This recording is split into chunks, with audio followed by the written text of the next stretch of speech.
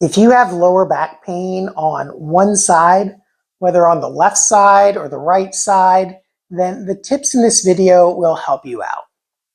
Hi, I'm Dr. Dave Candy, and in this video, I'll share solutions to help relieve one-sided lower back pain fast. Now, the most common cause of one-sided lower back pain is a muscle imbalance between the muscles on one side of the body and the other side of the body. People often worry about a kidney problem if they have one-sided lower back pain, and that is a possible cause, but it's not by far the most common cause. In general, if your symptoms vary with posture or movement, they're most likely coming from a musculoskeletal source. Conversely, if your symptoms vary when you use the bathroom, or if you're noticing blood in your urine, or if you have a history of kidney stones, certainly check with your doctor to rule that out. But in many cases, doing the simple stretches and exercise that I show you in this video can help relieve your lower back pain, often in minutes. Now, the most common muscles that cause pain on one side of the body are the Quadratus lumborum, a muscle that runs from the top of your pelvis to your 12th rib. And so it helps stabilize your 12th rib as you're breathing. It also has a movement role in bending your trunk towards the same side. So if that muscle has become stiff or tight from spending too much time leaning to one side, whether you lean on one armrest of the couch or whether you stand with more weight on one leg than the other, those can both create muscle imbalances in the Quadratus lumborum. Now, a great stretch to help relieve pain in the Quadratus lumborum is reaching your arm up in the air and leaning away from it. What this does is it elevates your rib cage, because remember, it attaches to the 12th rib. It also side bends your body away. So to stretch a muscle that side bends towards one side, you bend towards the other side. Now you'll reach your arm up in the air and then take a deep breath in. Breathe into this side of the rib cage, and as you're doing that, try to reach up towards the ceiling with this arm. Hold that for a couple of seconds, and then breathe out.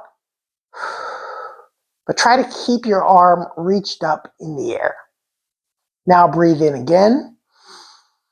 See if you can reach up a little bit higher yet with this arm. Hold it there a few seconds, and then breathe out. Each time you breathe in, see if you can reach up just slightly higher. And as you breathe out, try to hold this arm up as you allow your ribs to fall. That will help stretch out your Quadratus lumborum and can often relieve one-sided lower back pain rather quickly. The next set of muscles that can cause one-sided lower back pain are your iliopsoas muscle, and particularly the psoas major, which attaches to your lumbar spine. You can test your iliopsoas by checking how much extension you get in your hips, because the function of the iliopsoas is a hip flexor, bringing your knee closer towards your chest. So to check the length of your hip flexors, sit towards the side of a bed and lay down on your back.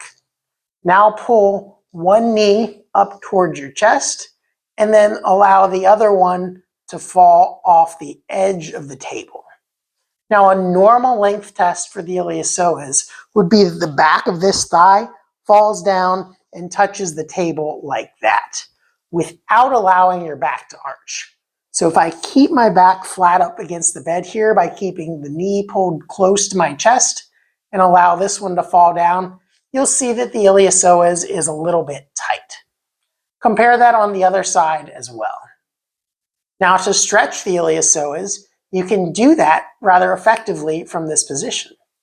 Just pull down towards the ground by squeezing your glute on this side. This also helps to strengthen and activate your hip extensors, your glute muscles. Now, you don't want to do this at the expense of allowing your lower back to arch. So keep this knee pulled up tightly towards your chest, squeeze the glute muscles on this side, and try to pull this leg down towards the floor. Hold for a few seconds, and then relax. And repeat that sequence of squeezing your glute, holding 3 to 5 seconds, and then relaxing about 3 to 5 times, and then check the other side. Now, if you can't do that, either because you have trouble holding your leg up, or it hurts your lower back too much because you can't keep your back flat on the bed or flat on the table, there is an alternative that you can do in standing. Your hip flexors, when you're standing, pull your pelvis into a forward tilt like that, and that ends up causing you to arch your lower back this way. So doing a little pelvic tilt like this to help flatten out your lower back, much like when you were lying on the bed, and then staggering one leg backwards, and this is going to be the one that you're stretching. Now push your hips forward without allowing your lower back to arch. So keep the pelvis rolled underneath of you, push the pelvis forward, and just a slight push should cause you to feel a stretch right here. And then hold this stretch for about a minute. Now, the next set of muscles that can cause one-sided lower back pain is stiffness in your piriformis muscle or one of your hip rotator muscles. This can cause SI joint pain, one-sided buttock pain, but it can also affect the imbalance side to side of your pelvis. So check to see if you cross your leg, if you let the leg fall down like this, see how far down it goes. Also notice if you notice any symptoms or feel tightness or stiffness in the back of your hip. Then switch legs and compare the other side. Now, if you notice that one leg can go down really far and the other leg is stuck up, this is the side that you'll want to stretch. Now, in many cases, you won't necessarily want to stretch both sides. And remember, the reason for that is often one-sided lower back pain is caused by imbalances on one side of the body and the other side of the body. So if only one side is stiff, you want to stretch that side out to bring it back into balance with the other side. So you might not want to stretch the side that's already normal. To do the stretch, you can do it either as a static stretch, sitting like this with your leg crossed, and then just press down until you feel a comfortable stretch in the back part of the hip. You may also notice a little bit of stiffness in the inner thigh, particularly if you have some hip arthritis or if you have stiff inner thigh muscles. That is okay if you feel it in here, but you should also feel it in the back part of your hip. Press down until you feel a comfortable stretch, and then hold this for a minute. Alternatively, you can do a contract relax, where you push up against your hand with your knee. So you're pushing your knee up, pushing down with your hand, holding that for a couple seconds, and then let it fall. Push up against your hand, hold for a few seconds, and then let it fall, and repeat that series 3 to 5 times. Yet another alternative, and this is especially good for people who have trouble crossing one leg over the other, where they don't have enough mobility to get it up this way or it hurts too much to cross their leg over. You can sit on the side of a bed or the side of a couch and just bring your knee up this way. Go however far you need to, even if your foot hangs over, if that's all the more you can do, just do what feels comfortable for you. But bring your leg up onto the couch or the bed, and just sitting like this might be enough of a stretch. If it's not, you can either push your knee down farther, or you can lean forwards a little bit, kind of like a modified pigeon stretch. And where you should be feeling that is in the back part of the hip or buttock. So those are 3 stretches to help improve the side-to-side muscle imbalance if you're having lower back pain on one side.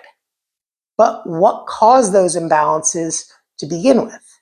Often that's repeated movements or sustained postures. I mentioned already that if you tend to lean off towards one side when you're sitting, or if you tend to stand with more weight on one leg than the other, that can cause muscle imbalances. It's particularly common in women who've had children and may carry a child on one hip, or who carry a purse on one shoulder and it pulls them down to one side. Another time is when you're walking. If you have weakness in the glutes on one side and your body keeps tipping over like that, where your pelvis drops down, that can also create a side-to-side muscle imbalance, where on the weak side, your pelvis will move upwards, and that will make the muscles shorter between the rib cage and the pelvis. Additionally, if you have a leg length problem, that can also cause a muscle imbalance, whether that's a structural leg length from bones developing to different length as you're developing, or if you have significant arthritis in just one knee, that can also cause an acquired leg length discrepancy. Or if you have scoliosis in your back, your legs may actually be the same length, but the curvature of your pelvis makes one leg appear longer than the other. If you'd like to learn tips to help with a leg length discrepancy, whether it's structural or something that's just apparent from a curvature in your back, you can check out this video over here. But before you go, if you found this video helpful, make sure to give it a like and subscribe to our channel so you can get notified of our future videos. Thanks for watching, and I'll see you in the next video.